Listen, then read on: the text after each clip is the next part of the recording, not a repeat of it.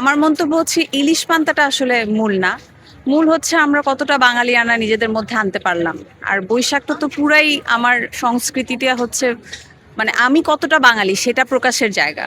ইলিশ খেয়ে আসলে বাঙালিয়ানা মনে হয় না প্রকাশ করা যায়। বাঙালি তো আরো আমাদের দেশে হয় এরকম আরো অনেক মাছ খেয়েই আমরা বাঙালি, যে মাছগুলো অন্য কোনো দেশে হয়তো হয় না।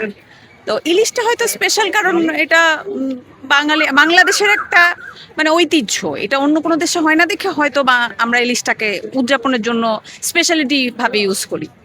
আর বৈশাখ মানে আমার কাছে মনে হয় একেবারেই বাঙালি, সবকিছু বাঙালি, গান বাঙালি,